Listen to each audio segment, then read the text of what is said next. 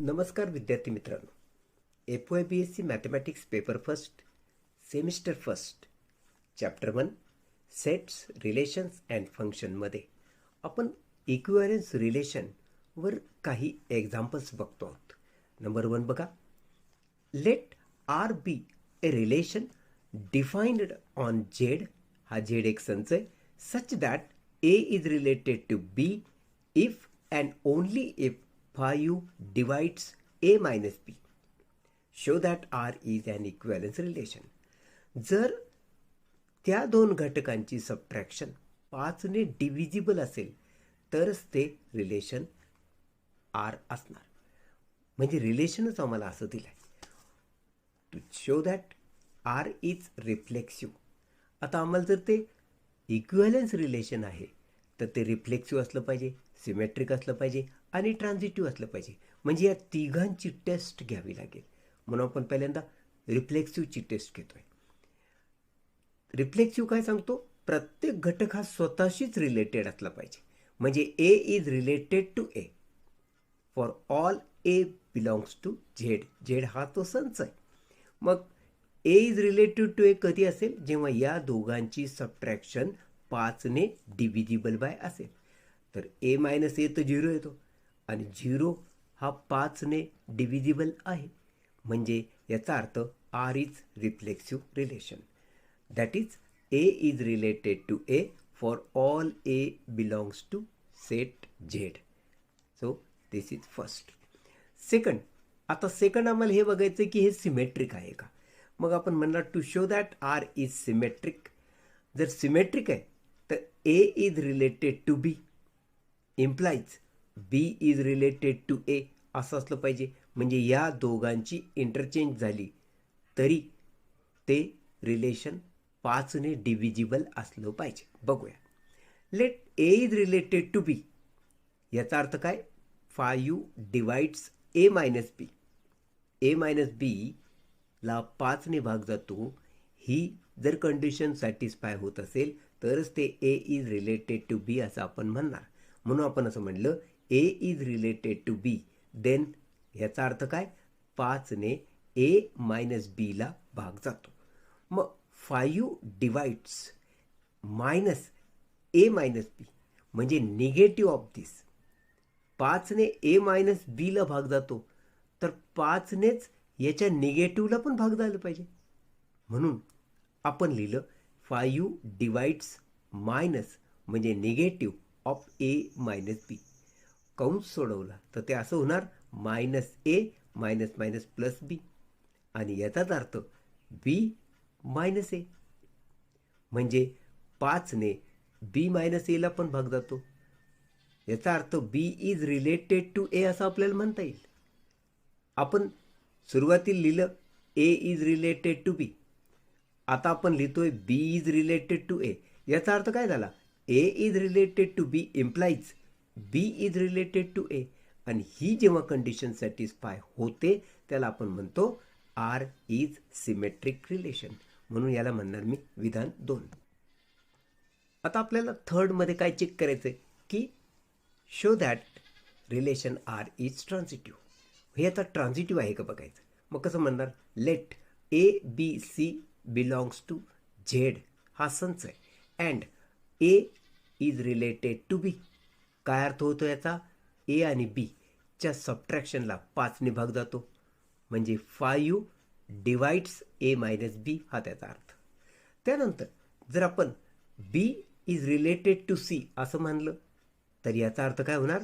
5 divides या दोघांची subtraction म्हणजेच 5 डिवाइड्स बी मायनस सी.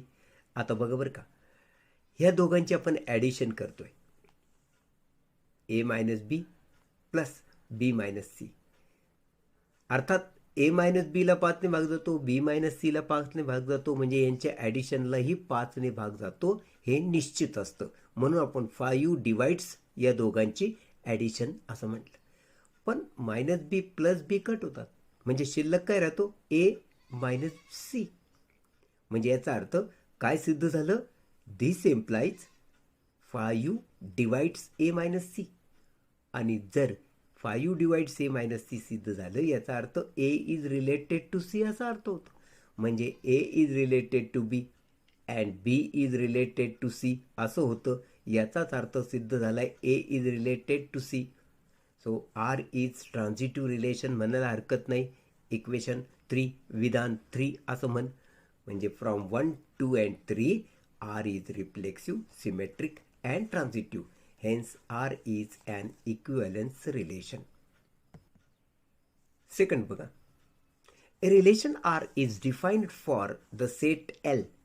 हा set of all lines असा आहे in a plane. If X is related to Y, implies X is parallel to Y. Two lines parallel जर असतील. So prove that R is an equivalence relation. म्हणजे त्या दोन घटकामध्ये जर रिलेशन असेल तर त्या पॅरलल लाईन्सच असेल असा त्याचा अर्थ. मग आपण नंबर 1 असं म्हणलो की to show that R is reflexive.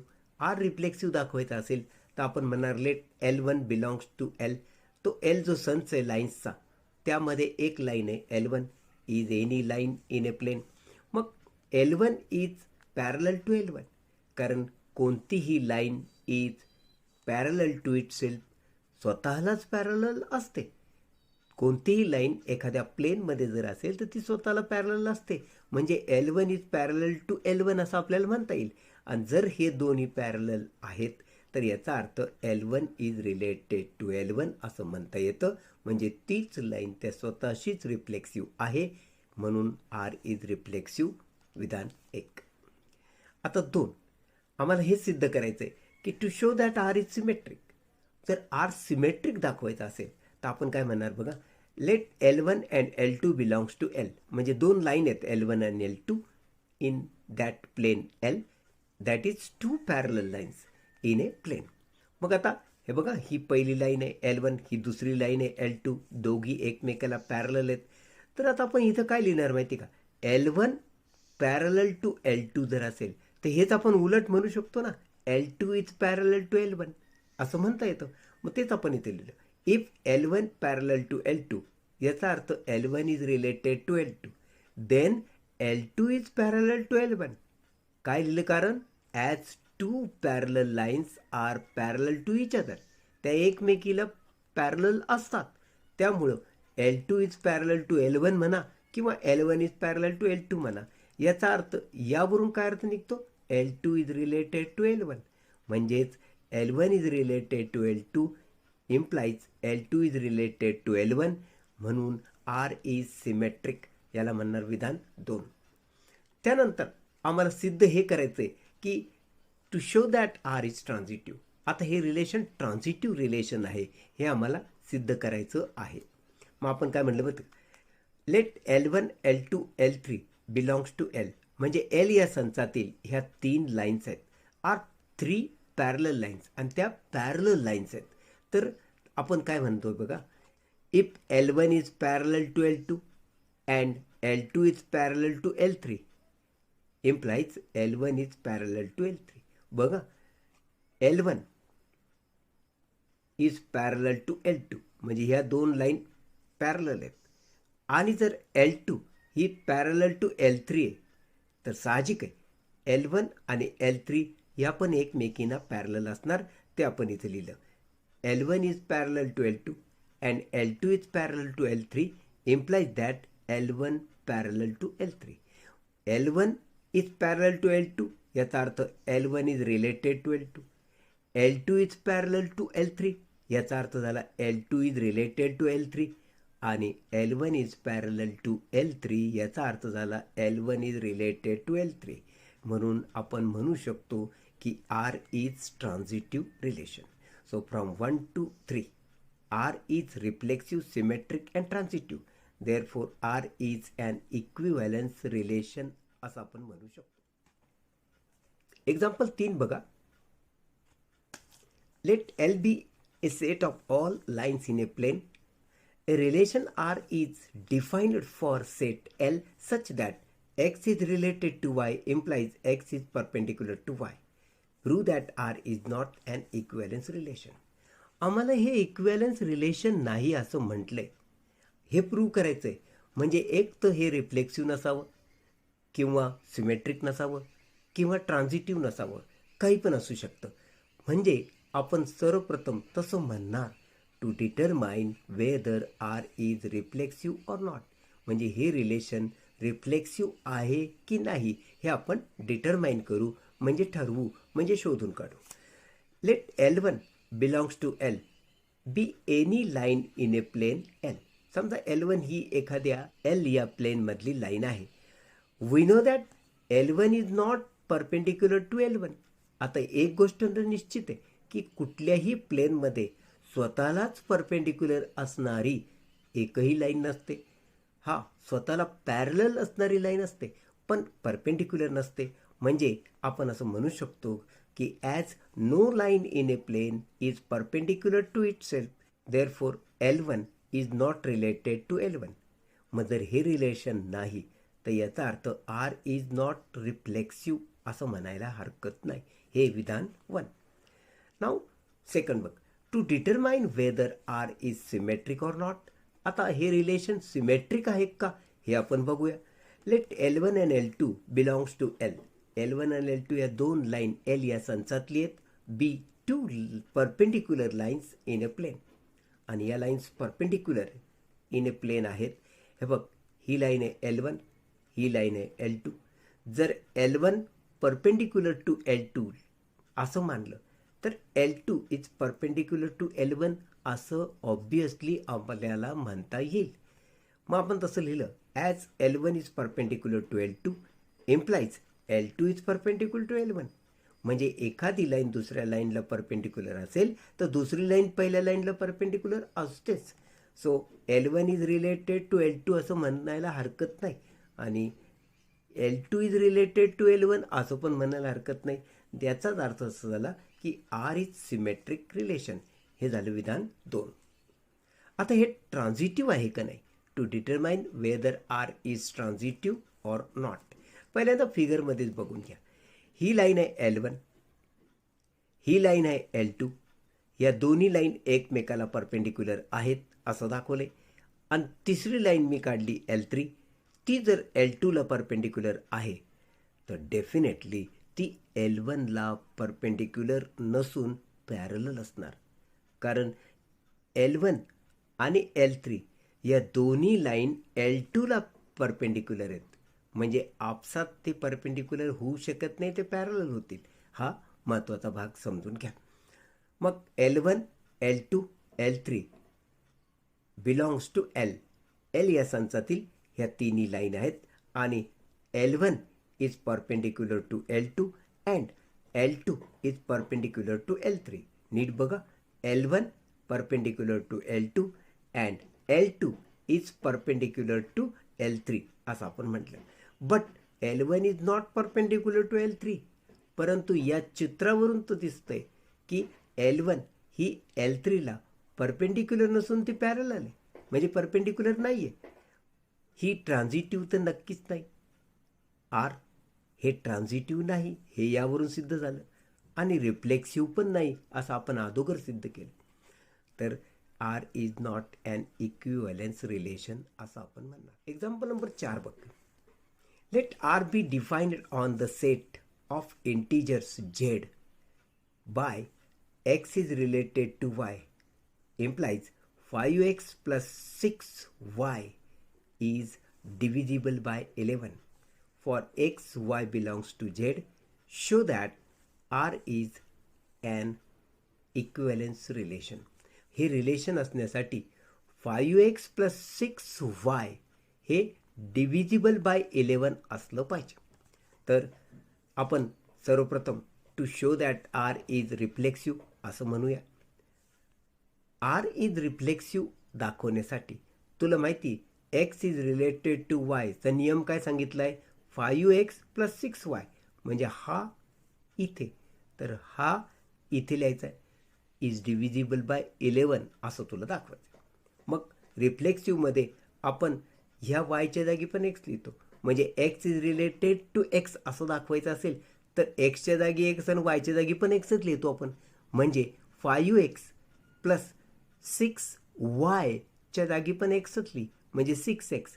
He total झाली 11x आणि 11x म्हणजे याचा अर्थ 11ने या संख्येला भाग जातो, या संख्येला भाग जातो म्हणजे याला भाग जातो असा त्याचा अर्थ झाला. विच इज डिव्हिजिबल बाय 11 असं मी लिहिलं. आता हे जर डिव्हिजिबल बाय 11 आहे तर याचा अर्थ असा झाला this implies that x is related to x. आणि जर x is related to x आहे म्हणजे आर इज रिफ्लेक्सिव्ह. हे विधान एक. आता आपल्याला सिमेट्रिक दाखवायचं आहे. To show that R is symmetric मग x is related to y implies x is related to y. तुला काय दिलेलं आहे 5x प्लस 6y. मग हे जर 11ने डिव्हिजिबल आहे नीट बघा ह्याचा अर्थ काय. मी 11k का लिहिलं. जर ही संख्या ही ॲडिशन ही राशी 11ने भाग जाणारी आहे तर याचा अर्थ ही 11च्या पट्टीत असणार. कधीही लक्षात ठेवा कोणतीही संख्या कोणत्याही संख्येने जर भाग जाणारी असेल तर ती त्या संख्येच्या पट्टीत असते. म्हणून ही जर 11ने भाग जातोय तर ही 11च्या पट्टीत असणार असं मी लिहिलं. आणि के ही पट आहे म्हणजेच तो कोणीतरी इंटिजर आहे. तो प्लस पण असू शकतो तो मायनस पण असू शकतो पण तो इंटिजर आहे हे तुम्ही लक्षात ठेवायचं. म्हणून मी काय लिहिलं माहिती का. आता बघा x is related to y काय झालं 5x plus 6y is equal to 11k. हे नीट लक्षात ठेवायचं. कुठं सबस्टिट्यूशनची वेळ आली तर याच्या जागी 11k भरायचा असतो. आणि यावरून असं सिद्ध झालं की x is related to y. आता तुम्हाला y is related to x आहे का हे बघायचं आहे. सिमेट्रिकची सगळ्यात मोठी प्रॉपर्टी ती असते x is related to y असेल तर y is related to x असला पाहिजे तरच ते सिमेट्रिक. म्हणून आपण y is related to x जमतं का ते बघतोय. मग कसं लिहिले बघा मी 5y प्लस 6x म्हणजे 5x प्लस 6y मधून मी x आणि yच्या जागा बदलल्या. 5 आणि 6 तिथंच आहेत. मग 5xच्या जागी मी लिहिलं 5y आणि 6yच्या जागी मी लिहिलं 6x म्हणजे x आणि yच्या मी जागा बदलल्या. आता हे जे मांडलेलं आहे ते आपण इकडं कसं मांडून घेतलं ते बघ. 5y म्हणजे काय 11y मधून 6y गेले की 5y उरतो. त्याचप्रमाणे 6x म्हणजे काय 11x मधून 5x गेले तर 6x उरतो. म्हणजे अरेंजमेंट मी कशी केली बघ 5y प्लस 6x कसं मांडलं मी 11y मायनस 6y प्लस 6xला कसं मांडलं मी 11x मायनस 5x. आता हे नीट आपण अरेंज करून घेऊ. बघा पहिल्यांदा मी लिहिलं 11x नंतर लिहिलं मी 11y मग लिहिलं मी 5x आणि 6y. पण दोघांमध्ये मला वजा चिन्ह दिसतोय म्हणून तो वजा चिन्ह मी कॉमन काढला. वजा चिन्ह जसाच मी कॉमन काढला ते हे दोघंही पॉझिटिव्ह होतील म्हणून 5x पॉझिटिव्ह आहे 6y पण पॉझिटिव्ह आहे. आणि अशा रीतीनं ही मांडणी अशी झाली. म्हणजे थोडक्यात ही मांडणी अशी झाली. आता याच्यातून 11 कॉमन काढ कंसात उरला x प्लस y. तर हे मायनस तुला मी मागं म्हटलं होतं 5x प्लस 6y ला तू लिहायचं 11k म्हणून मी 5x प्लस 6y ला लिहिलं 11k. आणि अशा रीतीनं 11x plus y minus 11k या दोन पदातून मी परत 11 जर कॉमन काढला तर कंसात राहणार x प्लस वाय मायनस के.